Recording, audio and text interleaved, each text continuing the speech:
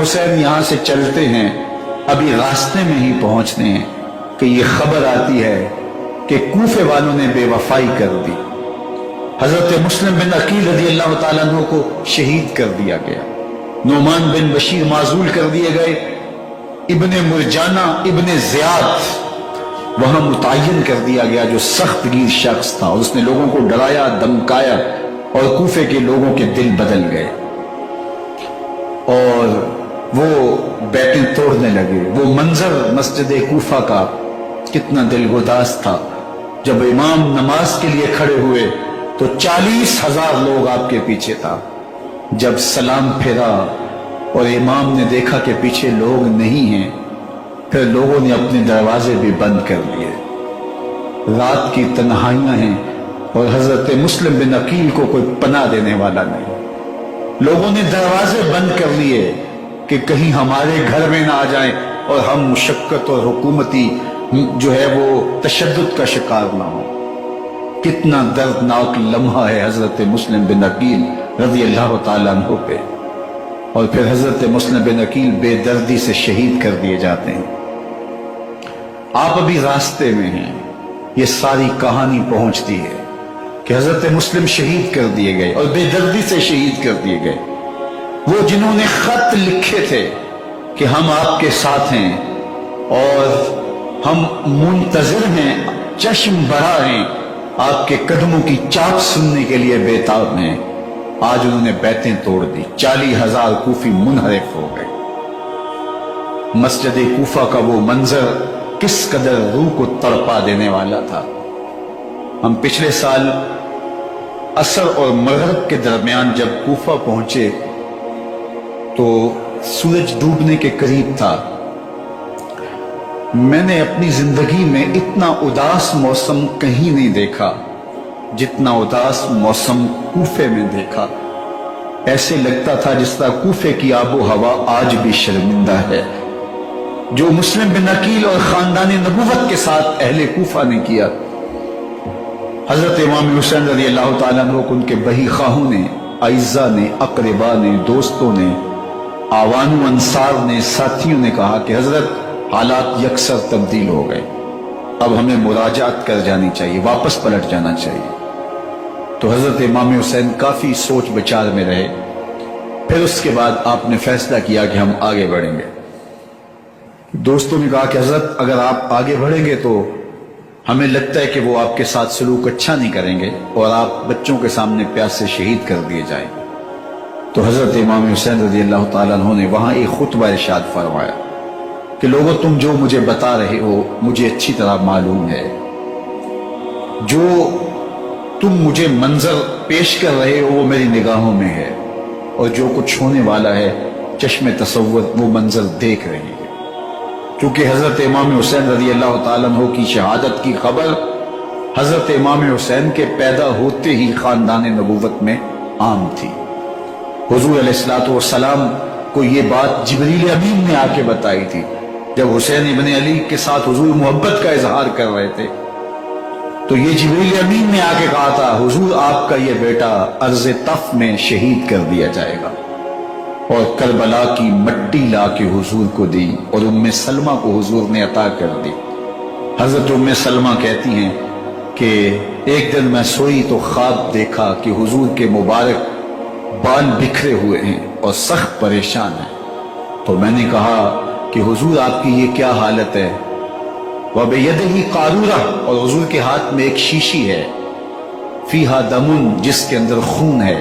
تو میں نے کہا حضور یہ کیا؟ فرمایا میں قتل گاہ حسین سے آ رہا ہوں اور یہ حسین ابن علی کا خون ہے۔ تو کہا 10 محرم کا دن تھا، دوپہر کا یہ منظر تھا، میں کیلولہ کر کے اٹھی، جب میں نے دیکھا تو وہ شیشی جس میں کربلا کی مٹی رکھی تھی وہ خون بن چکی تھی۔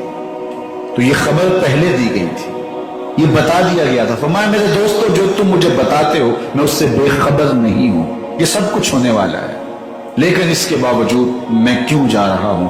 تو آپ کا ایک تاریخ ساز جملہ ہے جو کربلا کے فلسفے کو ہمارے سامنے رکھتا ہے کہ یہ اتنا بڑا امتحان کیوں دیا۔ حضرت امام حسین رضی اللہ تعالیٰ عنہ نے فرمایا وَلَكُمْ فِيَّ أُسْوَةٌ، میں اس لیے جا رہا ہوں قیامت تک ظلم، جبر اور ناانصافی کے خلاف کھڑے ہونے والوں کے لیے کوئی نمونہ تو ہو۔ میری زندگی قیامت تک ظلم، جبر اور استحصالی نظام کے خلاف کھڑے ہونے والوں کے لیے نمونہ ہے۔ تو حضرت امام حسین رضی اللہ تعالیٰ عنہ نے حق اور باطل کے درمیان ایک سرخ لکیر کھینچ دی اپنے خون سے۔ اب حق اور باطل کا امتیاز کرنا مشکل نہیں ہے، کوئی باطل پہ اڑا رہے تو الگ بات ہے، لیکن امتیاز کرنا مشکل نہیں ہے۔ حدود بالکل واضح کر دی۔ اقبال نے یہاں کتنی خوبصورتی کے ساتھ اس مضمون کو نبھایا۔ سرخ رو عشق غیور از خون او، شوخی ای مصر از مضمون او، تا قیامت قطع استبداد کر، موج خون او چمن ایجاد کر۔ ایک جہاں آباد کر دیا، حق اور باطل کی راہیں اجال دی۔ اب لوگوں کو یزید کا چہرہ پہچاننے میں دیر نہیں لگتی۔ وقت کے ہر یزید کا چہرہ آسانی سے پہچانا جا سکتا ہے۔ یہ معرفت زمانے کو کروائی کس نے؟ حسین ابن علی نے کروائی رضی اللہ تعالی عنہ۔ تو حضرت امام حسین نے فرمایا کہ جو میرے ساتھ ہونے والا ہے میں اچھی طرح جانتا ہوں، لیکن میں اس کے باوجود آگے بڑھوں گا۔ پھر بڑھے اور کربلا میں جا کے خیمہ زن ہو گئے۔ 7 محرم کو پانی بند کر دیا گیا۔ پانی بند ہوا تو کھانا بھی میسر نہیں تھا، لیکن ذکر پانی کا ہوتا ہے اس لیے کہ کھانے کے بغیر انسان کئی دن کاٹ لیتا ہے، لیکن پانی کے بغیر گزر نہیں ہوتی۔ تو فرات کی نہر سامنے اپنی موجوں کے ساتھ چمک رہی ہے، لیکن ایک قطرہ آب بھی آل رسول کو نہیں دیا جا رہا۔ کائنات کے اندر ایسے انوکھے امتحان بھی ہوتے ہیں۔ وارثوں ساقی کوثر کے، مالک ہوں حوض کوثر کے، اور بیٹے ہوں ساقی کوثر کے، اور آج ایک بوند پانی کی بھی میسر نہ ہو۔ صبر کا امتحان ہے، عزیمت کا امتحان ہے۔ حضرت امام حسین رضی اللہ تعالیٰ عنہ خیمہ زن ہو گئے۔ 3 دن تک پانی بند رہتا ہے۔ 9 محرم کو رات کی تنہائی میں حملہ آور ہونا چاہتے ہیں، لیکن آپ نے کہا کہ ہمیں اللہ کے حضور عبادت اور ذکر کے لیے وقت دیا جائے۔ ساری رات ذکر میں گزرتی ہے، عبادات میں گزرتی ہے۔ رات کے اندھیرے میں آپ چراغ بجھا دیتے ہیں۔ آیان و انصار کو کہتے ہیں، آوان و انصار کو کہتے ہیں کہ ان کی دشمنی میرے ساتھ ہے، انہیں میرا خون چاہیے۔ اگر تم رات کی تاریکی میں نکل جاؤ تو میں تم سے کوئی مواخذہ نہیں کروں گا، اور یہ بھی تمہارا پیچھا نہیں کریں گے، اس لیے کہ ان کا مطلوب تم نہیں ہو، ان کا مطلوب میں ہوں۔ جب چراغ جلایا تو کوئی بھی نہیں گیا۔ مسلم بن اوسجہ کھڑے ہو کے کہتے ہیں، حضرت اگر ہمارے بدن کو 70 بار کاٹا جائے اور جلایا جائے اور ہواؤں میں اڑا دیا جائے پھر بھی آپ کا ساتھ نہیں چھوڑیں گے۔ 70 سال کے بوڑھے ہیں حبیب بن مظاہر، کہتے ہیں حضرت آپ کو چھوڑ کے جائیں کہاں؟ آپ کو چھوڑ کے جائیں کہاں؟ کوئی ساتھ چھوڑنے کے لیے تیار نہیں ہے۔ پیاس ہے، سخت گرمی ہے، کربلا کا ماحول ہے۔ 72 افراد اور خاندان کی خواتین میدان کربلا میں خیمہ زن ہیں۔ دوسری طرف لشکر اعداء اشقیا 22,000 کی تعداد میں مقابلے میں، ایک روایت 30,000 کی ہے۔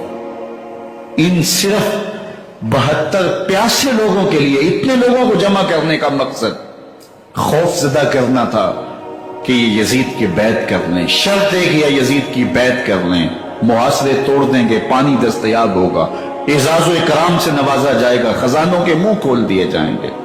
لیکن حسین ابن علی کہتے تھے سب کچھ لٹ جائے گا، باطل کے ہاتھ پہ ہاتھ نہیں رکھنا۔ اللہ اکبر۔ اب صبح طلوع ہوتی ہے، عاشور کا دن چڑھتا ہے، سورج اپنی پوری تمازت کے ساتھ گرمی برسا رہا ہے۔ آج خاندان نبوت کا امتحان زمانے نے دیکھنا ہے۔ رسول اللہ کا لعاب چوسنے والا اس کے صبر کا آج امتحان ہے۔ حضور کے کندھوں پہ کھیلنے والے حسین کا آج امتحان ہے۔ اللہ اکبر۔